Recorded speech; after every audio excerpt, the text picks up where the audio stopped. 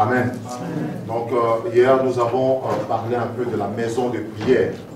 La maison de prière, on avait dit que Jésus-Christ est entré dans un temple, et il a chassé les vendeurs et les acheteurs. On s'est posé des questions. Comment est-ce que le vendeur et les acheteurs se sont retrouvés dans le temple?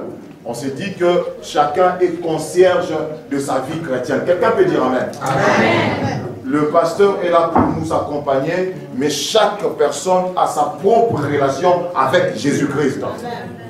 Donc le pasteur ne peut pas être 007 pour veiller, mais se mettre dans une rue en train de voir un peu vos fréquentations. Non, non, non, non. Nous devons en être conscients que c'est ma vie. C'est ma vie avec Jésus-Christ. C'est ma relation avec Jésus-Christ. Et comment le vendeur, les acheteurs se sont retrouvés dans le temple? Parce que le concierge avait ouvert des portes. Et aujourd'hui, beaucoup de gens n'avancent plus dans leur vie chrétienne parce qu'ils ont ouvert des portes. Et en ouvrant les portes, il y a des acheteurs et des vendeurs. Ils achètent quoi? Ils vendent quoi? Ils peuvent vendre votre vie de prière. Vous n'arrivez plus à prier. Vous ouvrez une porte par le péché. Et ils entrent, c'est pour perturber votre vie. Beaucoup de chrétiens aujourd'hui ne dorment pas bien. Beaucoup de chrétiens aujourd'hui n'avancent pas. Mais ils ont reçu une nouvelle identité. Christ, le roi des rois, habite en eux. Bien aimé, il faut que beaucoup de choses changent. Mais pourquoi les choses ne changent pas? Parce que le vendeur et les acheteurs sont dans le temple. Et Jésus-Christ a dit, ma maison sera appelée une maison de prière. Quand il dit qu'une maison de prière, Jésus-Christ, il nous explique un peu, il nous enseigne sur l'impact de la prière dans la vie d'un chrétien. L'impact de la prière dans la vie d'une église. Une église a une vision, et une église qui prie, c'est une église où elle verra de grandes choses. Le Seigneur se manifestera formidablement. Quelqu'un peut dire Amen. Amen. Et aujourd'hui, par la grâce de Dieu, nous allons continuer un peu à parler du temple.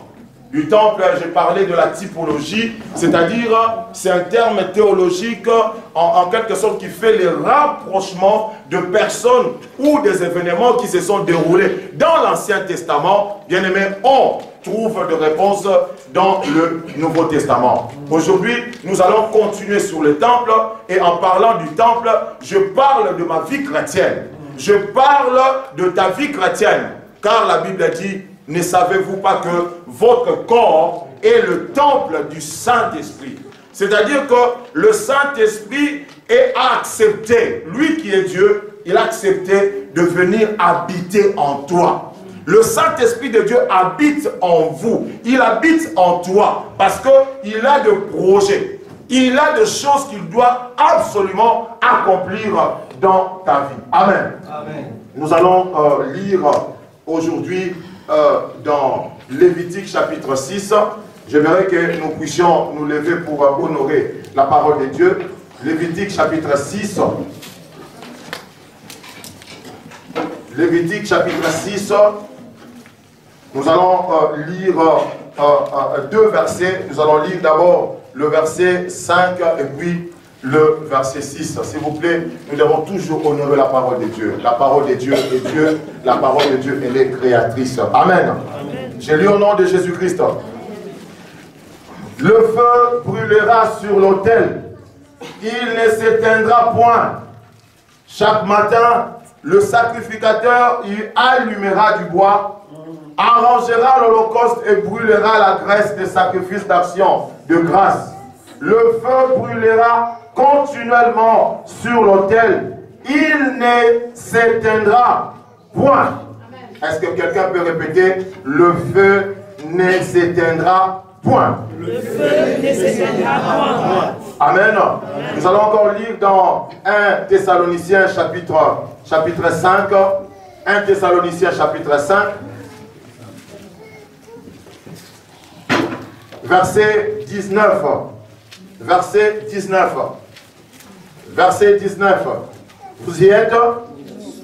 J'ai lu au nom de Jésus-Christ. N'éteignez pas l'esprit. n'éteignez pas l'esprit. Amen. Amen.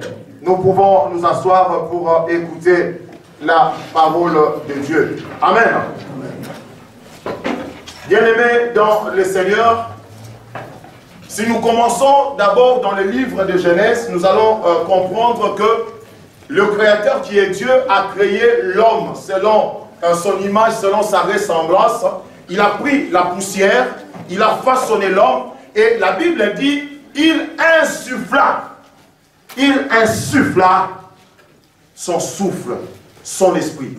Et au moment où l'homme ne pouvait pas bouger, l'homme ne pouvait pas penser, ne pouvait pas réfléchir, mais au moment où l'homme a reçu le souffle de Dieu, au moment où l'homme a reçu le Saint-Esprit de Dieu, et l'homme est devenu un être vivant. Quelqu'un peut dire Amen. Amen. L'homme pouvait bouger, l'homme pouvait réfléchir, l'homme pouvait penser, l'homme pouvait accomplir des choses. Mais qu'est-ce qui a fait que l'homme puisse perdre, bien aimé, le souffle ou soit le Saint-Esprit? L'homme a péché. Au moment où l'homme a péché, je parle du péché originel, le péché d'Adam et d'Ève. La Bible dit que Dieu regretta d'avoir façonné l'homme, d'avoir créé l'homme. Et Dieu a fait quoi? Il a retiré son esprit. Au début, il insuffla, ça change l'homme, et en péchant, parce que le péché c'est la transgression de la parole de Dieu. La parole de Dieu nous donne des barrières que nous ne devons pas franchir, que nous ne devons pas dépasser, parce qu'il est Dieu. Et il va retirer son esprit. En retirant son esprit, le Saint-Esprit n'était plus permanent dans la vie de l'homme. Au début, le Saint-Esprit demeurait dans la vie de l'homme, mais quand l'homme a péché, Dieu a retiré son esprit. Alors, il y a eu un schisme, il y a eu une séparation entre Dieu et l'homme. Mais tellement Dieu est amour, tellement Dieu avait de l'amour envers ses créatures, Dieu a tout fait pour que cette relation puisse se rétablir. Nous avons vu, il a utilisé plusieurs personnages bibliques. Il a utilisé, je dirais, Abraham. Il a utilisé Élie. Il a utilisé Moïse. Il y a eu Josué. Il y a eu et les femmes Déborah. Il y a eu plusieurs personnages bibliques. Bien aimés, mais nous devons savoir, l'Esprit de Dieu n'était plus permanent. Dieu, s'il a besoin d'un homme, il a besoin que l'homme puisse faire une mission pour lui. Pour que l'homme agisse en faveur de Dieu, Dieu va déposer encore son esprit, qui ne sera plus permanent, mais c'est pour permettre à cet homme ou à cette femme de pouvoir aller jusqu'au bout pour atteindre son but. Et après, bien aimé, l'esprit de Dieu, Dieu retirait toujours son esprit. Alors, il y a eu beaucoup de choses. Dieu est tellement bon. Et nous avons vu dans l'Ancien Testament, il y a eu des hommes et des femmes qui ont été remplis de l'Esprit. Et nous voyons même, au moment où David avait péché, dans Psaume 51, nous voyons, David est en train de supplier Dieu. Dieu, ne retire pas ton esprit en moi. Ne retire pas ton esprit en moi. Parce que le Saint-Esprit n'était plus permanent. Et Dieu, dans son plan, c'était pour sauver l'homme. C'était pour que l'homme puisse récupérer son autorité, récupérer son pouvoir. Parce que le diable avait usurpé son pouvoir. C'est-à-dire, le diable avait volé le pouvoir de l'homme au moment où l'homme a transgressé. Au moment où l'homme avait péché. Et Dieu, dans son plan, il a tout. Il a envoyé des gens, de femmes. Mais nous devons savoir qu'ils ont venu, ils ont fait des choses, de bonnes choses. Mais pour rétablir cette relation, bien aimé, c'était difficile. Alors il a pris la décision. Je dois me faire chair. Je dois porter le corps de l'homme. Et nous avons vu, Christ est venu. Christ est venu sur la terre. C'était pour rétablir, bien aimé, cette relation. Nous avons perdu notre identité. Le diable, bien aimé, ne pouvait plus s'approcher de nous. Mais en usurpant notre autorité, notre pouvoir, parce que Dieu nous avait donné le pouvoir. Et le diable a commencé un peu à faire des choses des dégâts dans la vie des gens. Alors Dieu est tellement bon. Dans Joël chapitre 2, verset 1, dans d'autres versions, Joël chapitre 3, vous allez voir, Dieu va promettre. Nous avons un Dieu qui promet et un Dieu qui réalise toujours ses promesses. Dieu va promettre. Parce que le Saint-Esprit était indispensable dans la vie d'une personne. Le Saint-Esprit était indispensable pour donner des capacités surnaturelles à ses enfants. Dieu va promettre, il va dire, dans le dernier jour, je répondrai de mon esprit sur toute chair. Il ne dit pas simplement sur les hommes, mais sur toute chair. Même sur les femmes. Même sur les femmes.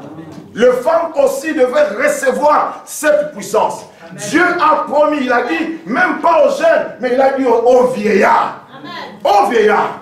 Même un vieillard, quelqu'un plus âgé, qui donne son cœur à Jésus-Christ, le Saint-Esprit de Dieu vient habiter en lui, et ce vieillard-là, ce plus âgé, va commencer à accomplir des choses étonnantes, bien aimé, pour que les gens sachent qu'il y a un Dieu qui habite dans le ciel. Et après, bien aimé, en donnant cette promesse, Jésus-Christ est arrivé sur la terre. Nous voyons dans le livre de Jean, à partir du Jean chapitre 3, sa conversation avec Nicodème. Vous allez voir, il aborde maintenant en ce qui concerne l'histoire, ou soit l'histoire du Saint-Esprit. Il aborde, il parle du vent, il parle de l'eau. Ce sont des symboles du Saint-Esprit. Bien aimé, il va encore à continuer dans Jean chapitre 7, verset 37 à 39. Il va crier, aujourd'hui c'est le dernier jour. Celui qui a soif, qui vienne boire. Qui vienne boire. Le fleuve d'eau vive couleront de son sang. Il parlait de la personne du Saint-Esprit. Il parlait de la personne du Saint-Esprit. Et il précise encore, il parlait de ceux qui croiront en Christ. Parce que le Saint-Esprit, c'est un cadeau que Dieu a accordé à l'Église. C'est un don que Dieu a donné à l'Église. Et bien aimé, le Saint-Esprit, c'est une personne divine. Le Saint-Esprit, il est Dieu. Le Saint-Esprit, il a des émotions. Le Saint-Esprit, on peut l'attrister. Et dans la bouche de l'apôtre Paul, dans 1 Thessaloniciens, le verset qu'on vient de lire, il dit, n'éteignez pas l'Esprit de Dieu. On éteigne quoi? On éteigne le feu. On éteigne le feu. Et dans la Bible, nous voyons plusieurs symboles. Plusieurs symboles. Le Saint-Esprit, c'est un vent. Le Saint-Esprit, c'est l'eau. Le Saint-Esprit, c'est le consolateur. Le Saint-Esprit, c'est lui qui te défend. Le Saint-Esprit, quand tu traverses des périodes difficiles, quand les choses n'avancent pas, bien aimé, tu es abandonné, tu es rejeté. Mais le Saint-Esprit en toi, il est là, bien aimé, pour te réconforter. Il te réconforte parce qu'il est Dieu. N'éteignez pas le Saint-Esprit. C'est l'image du feu. C'est l'image du feu. À part le feu, nous devons comprendre que la Bible dit, le Saint-Esprit aussi, une autre image, c'est quoi? C'est de l'huile. C'est de l'huile. Dans l'Ancien Testament, au moment où on devait choisir un roi, vous savez que ce soit Saoul, que ce soit David, bien aimé, la chose très importante, indispensable qu'on devait faire, c'était de déverser l'huile. Et en déversant l'huile, vous allez voir que cet homme sera changé en autre homme. Vous allez voir David, un homme qui mesurait plus ou moins 1,70 m, devant Goliath, qui mesurait plus ou moins 3 mètres. Bien aimé, il n'avait plus peur. Il n'avait plus peur. Il osait. Il parlait. Il disait en face de cet homme. Bien aimé, aujourd'hui, un géant devant moi. Wow. Quand mes yeux physiques voient ces géants, bien aimé, ça doit m'apporter la peur, la crainte. Mais David, pourquoi David n'avait plus peur? Parce qu'il avait quelque chose. Il avait quelque chose. Il avait de l'huile. Et l'huile lui accordait une force surnaturelle. L'huile lui accordait, bien aimé, des capacités surnaturelles. Il savait que quand il avait l'huile, Dieu était avec lui. Le Saint-Esprit habitait en lui. Et il pouvait dire des choses, il pouvait faire des choses. Et vous connaissez la suite. À part l'huile, Le Saint-Esprit est symbolisé aussi, bien aimé, par le feu. C'est pour cela aujourd'hui, nous allons parler du feu. Nous allons parler du feu. Qu'est-ce que le Seigneur Dieu dit? Le feu brûlera sur l'autel. Il ne s'éteindra point. Chaque matin, le sacrificateur y allumera du bois. Le feu brûlera continuellement sur l'autel et ne s'éteindra point. Bien-aimé, il parle du feu. Le feu, c'est le Saint-Esprit. Le Saint-Esprit brûlera sur l'autel. Nous devons savoir que dans le temple était tripartite comme l'homme aujourd'hui est tripartite. Dans le temple, il y avait le lieu très saint qu'on appelle le Saint des Saints, le lieu saint, et il y a le parvis. Aujourd'hui, bien aimé, le temple du Saint-Esprit, c'est moi et c'est vous. Nous avons aussi trois parties. Il y a l'esprit, il y a l'âme et il y a le corps. Bien aimé, le Saint des Saints, c'est l'esprit de l'homme. Bien aimé, le lieu saint, c'est l'âme de l'homme. Et le parvis représente le corps de l'homme. Mais Dieu donne un ordre. Dieu donne une injonction au sacrificateur en disant, dans mon temple, le temple c'est le lieu de rencontre. Là où les gens venaient, bien aimé, quand les choses n'allaient pas, bien aimé, quand il se posait mille et une questions, quand l'homme était dans le désespoir total, bien aimé, l'endroit approprié c'était où? C'était pas dans un bar. C'était pas dans un bar. C'était dans le temple de Dieu. Parce que le temple, là où l'homme demeurait dans le temple, c'était, bien aimé, pour recevoir l'aide du Tout-Puissant. Mais aujourd'hui, bien aimé, le temple, les gens ne veulent plus venir dans le temple. Les gens n'ont même pas la connaissance du temple. Un chrétien pendant 10 ans, il ne peut même pas définir c'est quoi le temple, c'est quoi l'église. Les gens commencent à venir, ils viennent simplement à l'église, c'est pour chanter, c'est pour adorer, c'est pour peut-être danser, et puis écouter la parole. La parole. Les gens n'ont même plus de Bible. Les gens n'écrivent même plus les prédications. Je me rappelle, bien aimé, nous quand on a commencé la vie chrétienne, on devait avoir, j'ai un cahier, bien aimé, aujourd'hui je crois, de 1992. Je garde toujours ces cahiers. Mais les gens n'écrivent plus. Les gens n'écrivent plus. Les gens ne veulent plus, bien aimé, s'approcher de Dieu. Oh, Dieu veille sur son temple. Amen. Je parle du temple bâtiment et je parle du temple, moi qui suis chrétien. Je suis le temple de Dieu. Amen. Dieu n'habite plus dans des temples. On peut acheter un temple, bien aimé, on peut tout mettre dans ce temple. Les gens viendront. Les gens viendront nous visiter. Regarde un peu ce temple. Oh, l'église voit triomphante, on une belle salle. Oh, regarde, il y a de lumière. Mais Dieu n'habite pas dans des temples, bien aimé. Dieu a accepté. C'est Dieu qui est grand. C'est Dieu qui est le Tout-Puissant. C'est Dieu qui a créé des choses invisibles. Il a plein de choses qui n'existent pas à l'existence. C'est Dieu qui est tellement grand. C'est Dieu qui a conduit toutes choses. Il est le maître de l'histoire. C'est Dieu qui habite en toi. C'est toi qui es son temple, mon frère. C'est toi qui es son temple. C'est toi, il habite en toi. 24 heures sur 24. Il est permanent. Il veut cohabiter avec toi. Il veut bien aimer avoir une relation. Dieu c'est un être relationnel. Il veut à tout prix, bien aimé, que vous puissiez vous communier. Mais qu'est-ce qu'il dit? Dans le temple, le feu brûlera sur l'autel. Il ne s'atteindra point. Il dit, le sacrificateur, il allumera du bois. Bien aimé, dans le temple, il y a des sacrificateurs. Il y a des sacrificateurs. Dans le temple de l'Ancien Testament, vous devez savoir, chaque fois, une année, ça s'appelle le Yom Kippour, le jour du pardon. Bien aimé, ça se passait comment? L'homme qui péchait, l'homme qui avait de péché, devrait se rendre au temple avec un bélier, avec un animal. Et vous devez savoir qu'il donne l'animal au sacrificateur. Le sacrificateur va égorger l'animal. Et Dieu, au moment où Dieu va voir le sang de cet animal, bien aimé, verser. Et Dieu couvre le péché. Dieu couvre le péché. Alors le souverain sacrificateur, bien aimé, il devait pénétrer dans le lieu très saint. une seule fois par année. Lui aussi, s'il, en pénétrant, s'il avait le péché, bien aimé, Dieu devait le tuer dedans. C'est pour cela on lui mettait une corde. Et en quelque sorte, dans sa robe, il y avait de petites, en quelque sorte, sonnettes. À chaque fois qu'il est en train de faire son sacerdoce, il devait, en marchant, et le sonnette sonnait. Ah, le sacrificateur n'est pas encore mort. Le sacrificateur est vivant.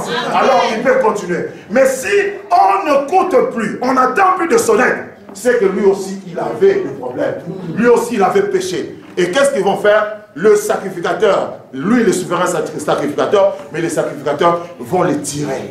Parce que personne ne pouvait pénétrer. Il n'y avait que le souverain sacrificateur. Et dans Matthieu, chapitre 27, au moment où Jésus-Christ s'est retrouvé à la croix de Golgotha, bien aimé, la Bible dit avant sa mort, il y a eu une main invisible. Et cette main invisible, bien aimé, a déchiré le voile. Parce que entre le lieu très saint et le lieu saint, il y avait un rideau. Il y avait un rideau, il y avait un voile. Personne ne pouvait voir tout ce qui s'est passé dans le lieu très saint. Personne, je dis. Je le répète, personne. Et le jour où Jésus-Christ devait mourir à la croix de Golgotha, la Bible dit, il y a eu le tremblement, le tremblement, le tremblement. Et une main visible, bien aimée, qui commençait à déchirer le rideau à partir d'en haut jusqu'en bas. Et ça a permis que, bien aimé, que le sacrificateur aussi puisse voir le lieu très saint. Et dans le lieu très saint, bien aimé, il y avait l'arche de l'alliance. L'arche de l'alliance, c'était la présence de Dieu. C'est là où la Shekinah de Dieu descendait. Bien aimé, la Shekinah de Dieu descendait. Une fois, Salomon, le fils de David, il a bâti le temple. Je parle toujours du temple. Il a construit le temple.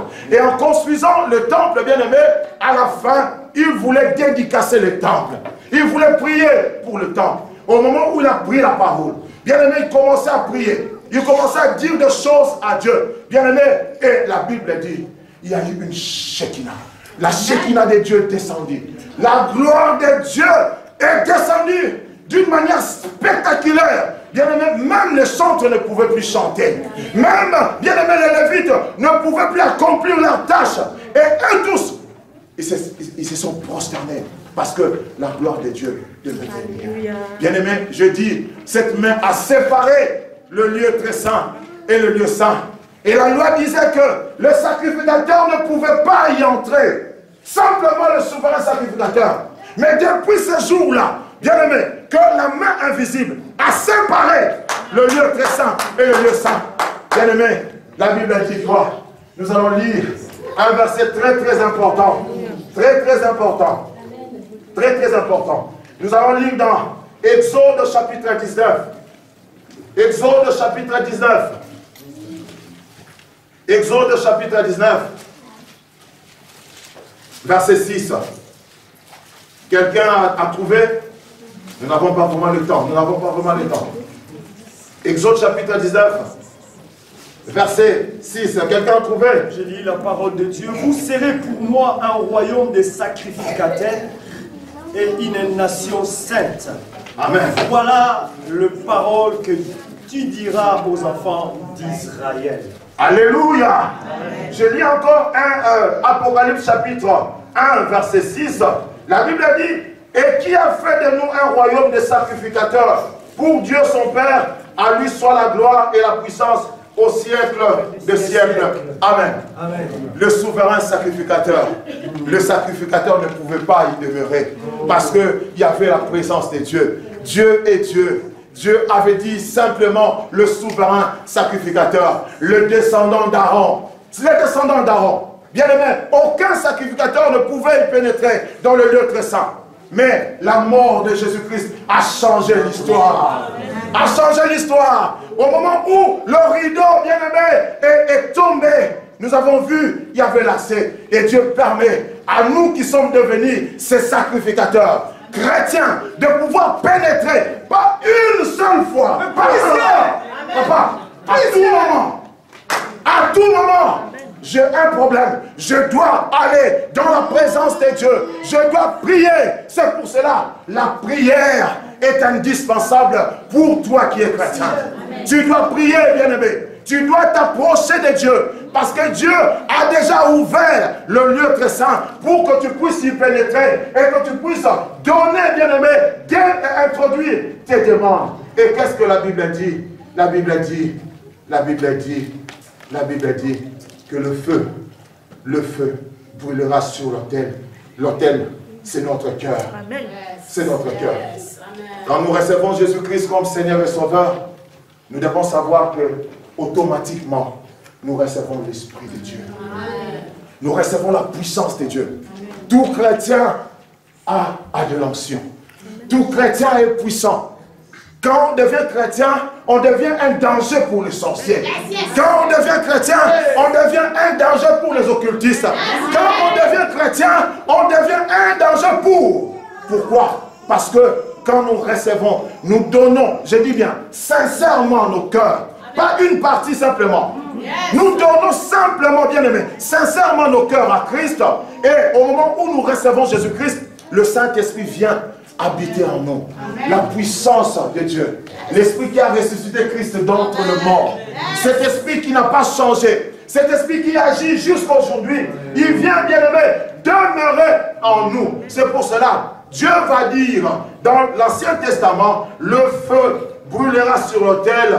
Et le feu brûlera continuellement sur l'autel, parce que le Saint-Esprit dans l'Ancien Testament, bien aimé, il pouvait se retirer, mais le sacrificateur du Nouveau Testament, le Saint-Esprit demeure d'une manière permanente.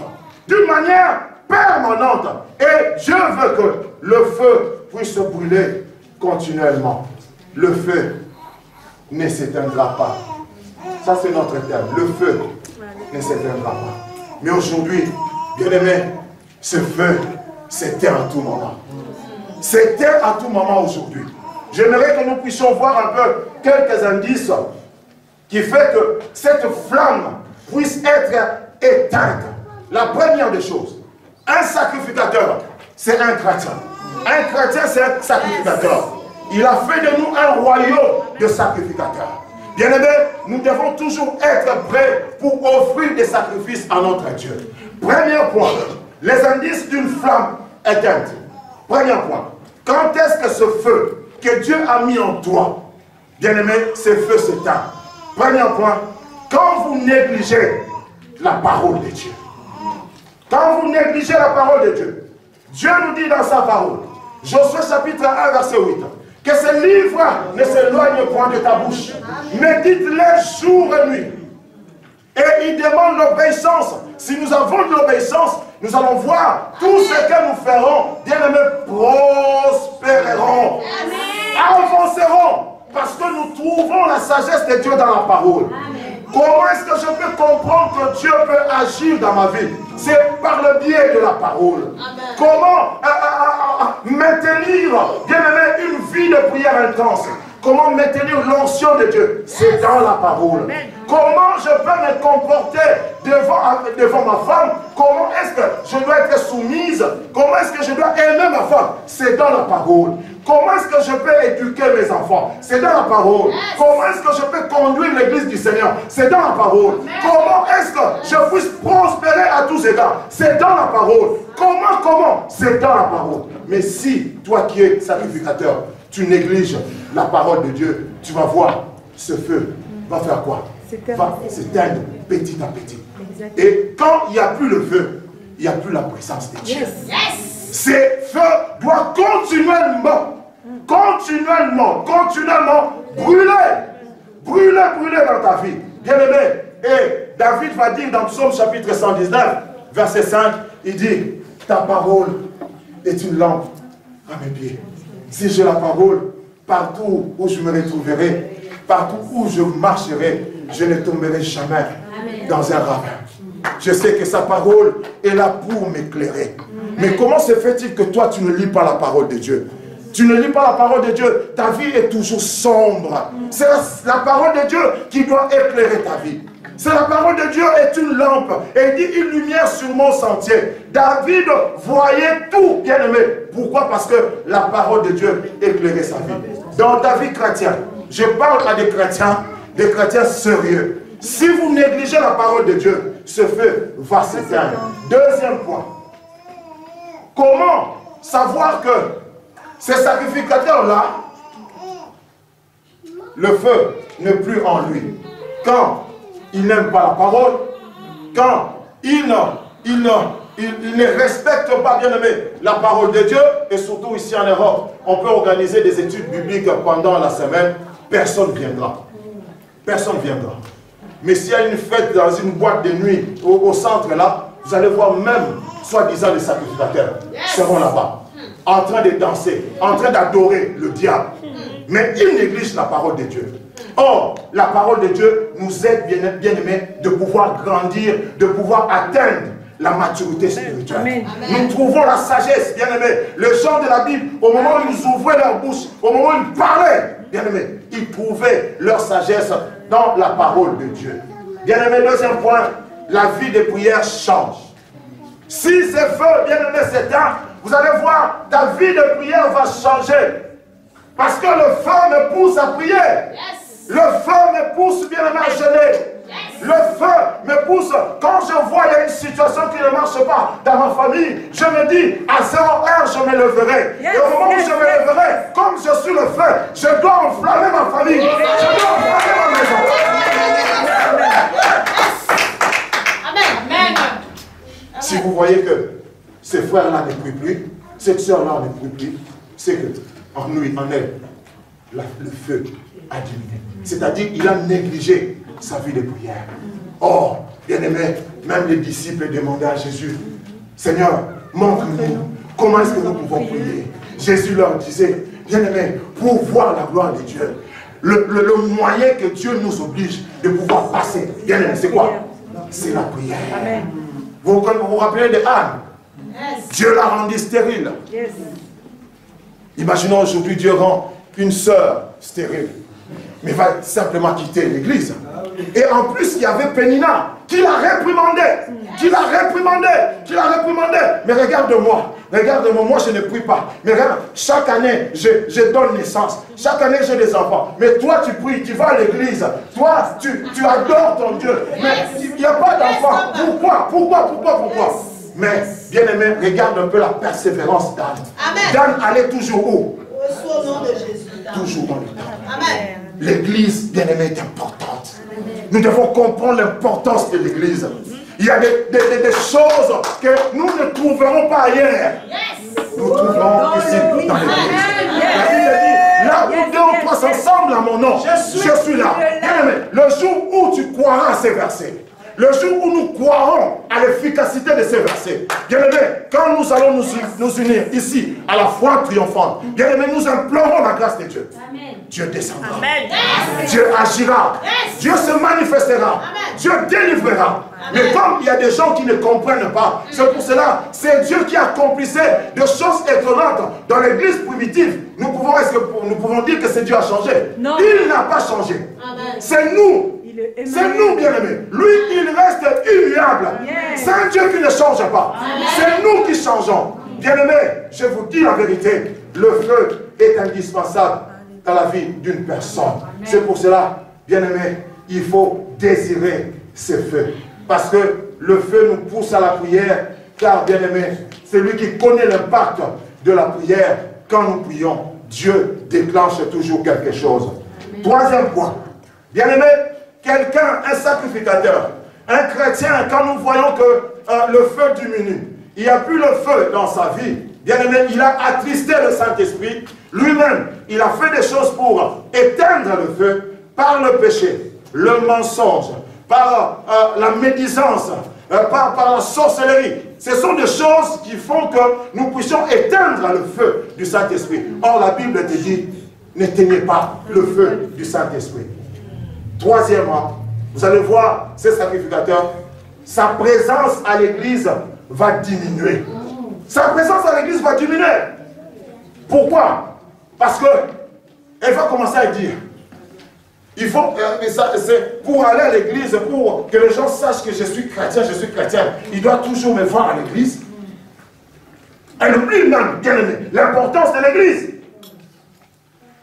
Mais quand il fait très beau, le parc, je dois quand même, les enfants restent toujours 24 heures sur 20 à la maison. Alors, moi, aujourd'hui, vraiment, il fait très beau. Que Dieu me pardonne. Bien-aimés, nous devons savoir si nous faisons des choses contraires à la volonté de Dieu, nous péchons. Yes. Nous péchons. Qui t'a donné ces enfants-là? Hein? Avant d'avoir ces enfants, qui t'a donné le mari? Yes. Tu te rappelles combien de fois tu as pleuré pour avoir ce mari, pour avoir cette femme? Tu te rappelles combien de rendez-vous que tu as demandé au pasteur? Tu te rappelles combien de fois on a prié pour vous pour que tu puisses concevoir, parce qu'à chaque fois tu concevais et tu faisais de fausses couches. Les gens oublient facilement. Facilement. Quelqu'un m'a fait un peu réfléchir, papa, en disant, mais regarde un peu la vie de Paul, regarde un peu la vie des apôtres. Ça s'est passé comment? C'est cet homme qui était invalide, toujours devant l'église. Il demandait de l'argent, il demandait de l'aumône, il demandait de l'argent. Et un jour, Pierre, avec Jean, il passait par là, et ces messieurs les a demandé de l'argent. Ils ont dit, mais si on te donne de l'argent aujourd'hui, demain encore, tu reviendras. Après demain encore, tu reviendras. C'est pour cela, nous voulons t'apprendre comment pécher. Alléluia. Nous voulons t'apprendre comment pécher. Amen. Et il dit, ce que nous avons, il savait quoi? Mais c'était le feu. C'était le Saint-Esprit. Jésus chassait des démons. Il dit, par le doigt de Dieu, le doigt de Dieu, c'était le Saint-Esprit. Il dit, ce que nous avons, nous te le donnons. Au nom de Jésus-Christ, lève-toi et marche. Et vous allez voir cet homme, il a suivi Jean et Pierre. Le miracle que Paul opérait, à chaque fois il faisait des miracles, il faisait du bien aux gens. Amen. Tous ces hommes suivaient Paul. Jésus-Christ, la Bible dit, il allait de ville en ville, faisant du bien aux gens. À chaque fois il faisait du bien, papa. Les gens faisaient quoi? Le suivaient. Mais aujourd'hui, quand pasteur Fortuné qui Kipoul fait du bien, on le suit simplement pendant une semaine, et au moment où il te tournera le dos, yépé. Lui, il se croit Dieu. Paul était Dieu? Non. Pierre était Dieu? Non. Ils étaient des hommes comme nous. Ils étaient des serviteurs. Ils avaient aussi le feu. Ce feu n'a pas changé. Le Saint-Esprit n'a pas changé. L'Esprit qui était en eux, le Saint-Esprit, il est aussi en nous. Mais aujourd'hui, vous allez voir, le pasteur vous fait du bien.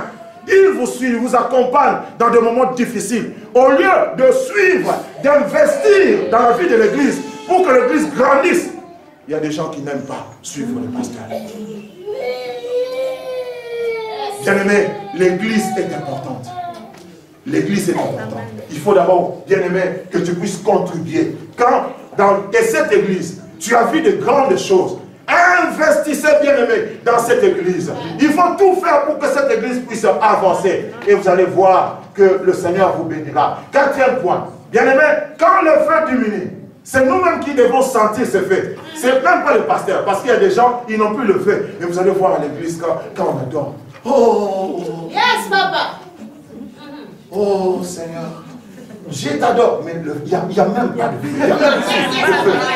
Il nous impressionne. Combien nous impressionnent à l'église?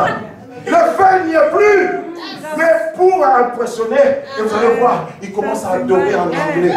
Il adore en anglais, pouf! En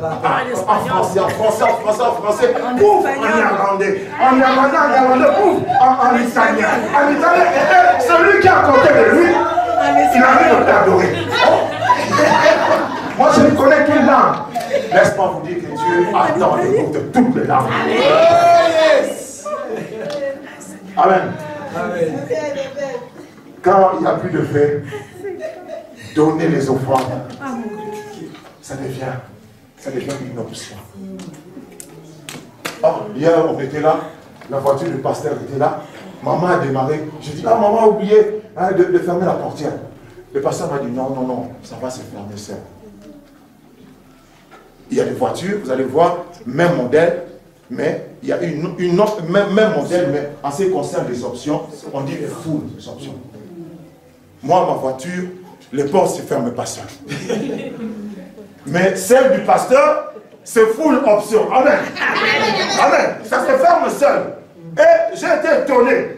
Il m'a rassuré, bon pasteur, vous allez voir, ça va se fermer seul. Et au moment où la voiture est démarrée, boum. C'est ça qu'on appelle les options. Vous allez voir, dans une voiture, il y a la climatisation, d'autres, il n'y a pas la climatisation. Dans une voiture, vous allez voir, c'est turbo, ça se vend, bien aimé, c'est en fonction de quoi? Des options.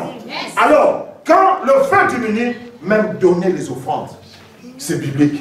Donner les offrandes. L'église, c'est l'épouse du Seigneur. Mon épouse, je dois tout faire pour qu'elle soit belle. Pas pour d'autres personnes, mais pour moi. Amen. Amen. Quand je voyage, je viens à Londres, je dois acheter une perruque. Je dois acheter une brésilienne. Je dois acheter, je ne le fais pas pour les autres, je le fais pour moi. Parce que je dois subvenir aux besoins de ma femme. Et Christ est l'époux, bien aimé. Il nous a choisi, moi et vous. Nous qui faisons partie de l'église, par le dîme, par les offrandes, ça nous sert à subvenir aux besoins de l'église. Celui qui a l'esprit de Dieu doit se plier, se prosterner à la parole de Dieu.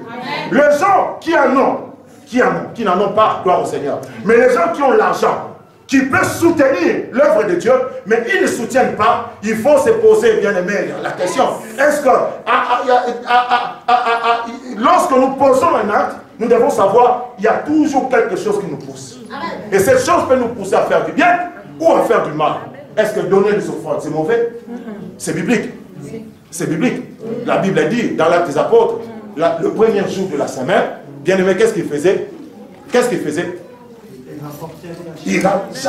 Chacun rapportait, bien aimé. Mais quand il n'y a plus le feu, il ne donne pas. Je ne donnerai pas. Je ne donnerai pas. Mais en rentrant à la maison, vous allez voir, il va acheter comme il fait chaud. Il va acheter une bouteille de bière, bien tapée. Mais au lieu de donner à Dieu, Dieu te donne le souffle de vie, tu lui donnes quoi? Dieu il garde tes enfants. Tes enfants sont intelligents à l'école. Bien aimé. Dieu nous demande, bien aimé, de soutenir son église. Quand il n'y a pas de feu, on n'arrive plus à soutenir l'église. Les gens ne donnent plus la dîme. Dieu ne vous demande pas 90%, simplement 10%. Qui t'a protégé du 1er janvier jusqu'au 31 décembre? Tu roules, bien aimé, toujours au volant. Combien de gens ont fait des accidents? Ils sont morts. Combien de gens? Tu crois que parce que tu as le permis B, c'est parce que tu as été brillant auto-école que tu conduis bien? Vous savez, il y a des pasteurs, il y a des prophètes qui ont été morts dans la route en conduisant la voiture. Mais les gens ne veulent pas. C'est que le feu ne s'allume pas dans ta vie. Ça devient une option. Je donne quand je vais. Non. Quand Dieu nous dit une chose, nous regardons. Nous devons, bien aimé, donner. Nous devons donner. Parce que c'est le feu qui nous pousse à donner. Bien aimé, quand le feu allume, nous allons, bien aimé, tout faire pour que l'église aille de l'avant. Amen. Les actions de grâce. Les actions de grâce. Nous organisons au mois de janvier un culte d'action de grâce, papa. Un culte d'action de grâce. Dieu utilise toujours un homme. Dieu est invisible.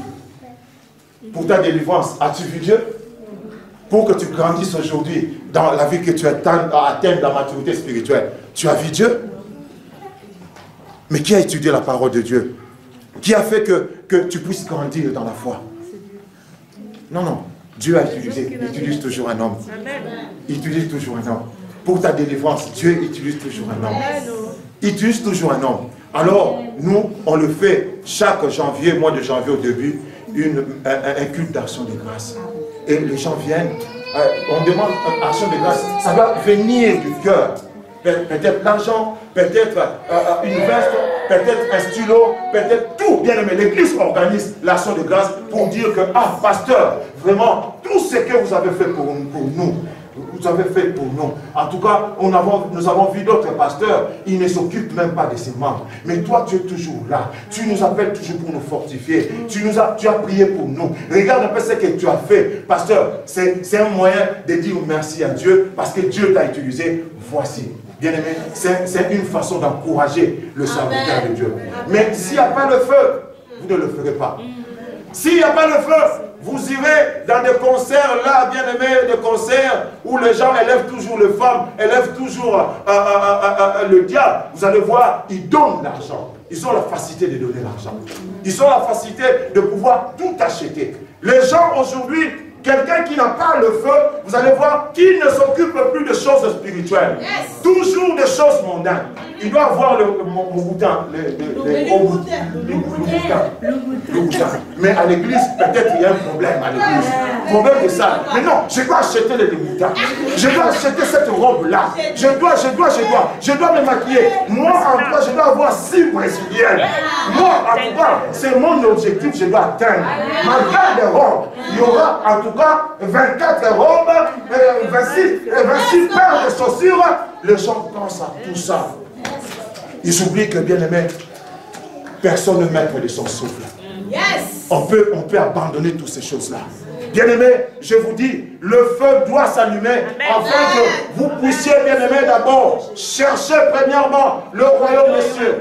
Matthieu chapitre 6, verset 33. Dans une autre version, préoccupez-vous premièrement aux choses de Dieu et à la vie juste qu'il nous demande. C'est-à-dire, contribuer à l'avancement du royaume et mener une vie juste. Et le reste, il nous donnera. Mais toi, tu ne t'occupes pas du royaume de Dieu. Tu ne contribues pas pour l'église. Bien-aimé, tu ne mènes pas une vie juste. Bien-aimé, pour que le Seigneur puisse agir puissamment dans ta vie, il attend que tu puisses mener une vie juste. Que tu puisses te préoccuper du royaume, de l'église de Dieu, et il te donnera le reste. Bien-aimé, pour le dernier point, si le feu ne s'allume pas, vous allez voir, on va facilement commencer à accepter des compromis. Yes. Des compromis. Des choses qui étaient inacceptables deviennent tolérables. Combien de chrétiens aujourd'hui, sacrificateurs, des choses avant quand le feu s'allumait, non, ça je ne peux pas faire ça, je crains mon Dieu. Mais aujourd'hui, tolérable. Pour vivre avec un homme, avec une femme, bien aimé, Dieu a institué le mariage. On fait quoi d'abord? Amen. On doit d'abord, bien aimé, suivre ces procédures. Mais les gens ne suivent pas. Aujourd'hui, c'est tolérable. C'est tolérable aujourd'hui. Oh, bien aimé, vivre dans le péché. Dieu n'aime pas le péché. Mais Dieu aime le pécheur. Toi qui vis dans le péché, Dieu a de l'amour envers toi. Mais ce que tu pratiques là, ça bloque beaucoup de choses. C'est pour cela que vous allez voir. Il viendra voir le pasteur Kipoulou, le pasteur Odite. Ah, il n'a pas l'onction. Je chante de l'église. Il va en Belgique. En Belgique, il prie. Ah, il n'y a rien. Il va en Australie. Il prie, mais il croit que ce sont les serviteurs qui agissent, bien aimé. Non, c'est Dieu. Cet homme, cette femme a un problème. Il doit le résoudre avec Dieu. Simplement, en résoudant, bien aimé, ces problèmes, vous allez voir, le Seigneur se manifestera dans votre vie. Pourquoi cherchez-vous à justifier votre nouveau mode de vie? Nous avons une façon de vivre dans le royaume. Il y a des choses qu'on peut faire. Il y a d'autres choses qu'on ne peut pas faire. Mais aujourd'hui, bien aimé, vous allez voir, on fait ce que la chair, nous oublions même, la chair a ses propres désirs. Et il y a une confrontation entre les désirs de l'esprit. Ce feu-là qui s'allume à tout moment, bien aimé, la chair le combat. Ce feu doit s'allumer. Ce feu doit s'allumer. Bien aimé, pourquoi je dis que ce feu doit s'allumer?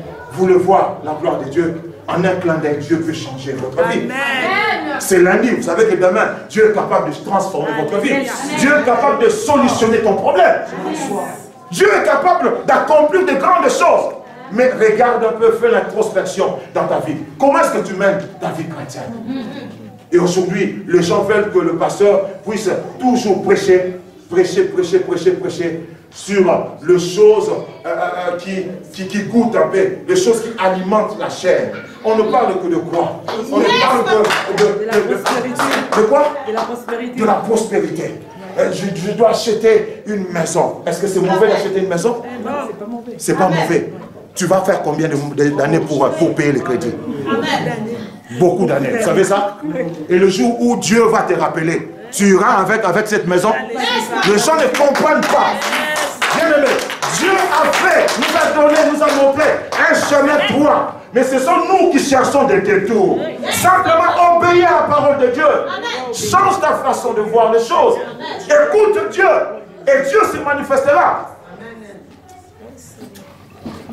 Et pour ranimer ce feu, bien aimé, la première des choses pour ranimer ce feu, aujourd'hui, ce feu ne brûle pas. Regarde un peu les conséquences que tu es en train de subir dans ta vie. Tu es en train de subir dans ta vie. Compare un peu le sorcier avec ton Dieu. Qui est plus grand? Compare un peu tout ce qui bloque ta vie. Qui est plus grand? Au lieu, bien aimé, que tu vois les choses de Dieu, tu vois Dieu. Mais bien aimé, jusqu'à aujourd'hui, tu n'as pas encore compris. Ce feu doit se rallumer. Et pour que ce feu se rallume, bien aimé, il faut reconnaître l'état de ton cœur. Reconnais là où tu as péché. La vie là que tu mènes, c'est pas bien. La relation que tu as avec ces frères-là, vous habitez ensemble, c'est pas bien. Nous, à l'église, nous sommes là, bien aimés, pour accompagner des gens. Que ces gens-là, bien aimés, puissent être clean envers Dieu. Que le frère paye sa dot. Aille voir la famille. C'est ça que nous voulons à l'église. Et les gens doivent comprendre, ils ne le font pas pour le pasteur. Vous le faites pour vous-même. Parce que vous avez besoin que l'Éternel puisse agir. Yes, papa. Soyez conscient de votre situation. Rappelez-vous votre vie lorsque le feu brûlait en vous. Lorsque le feu brûle, qu'est-ce que vous faisiez avec pour Dieu? Aujourd'hui, vous ne le faites pas. Et troisièmement, répentez-vous. La repentance. Métanoïa.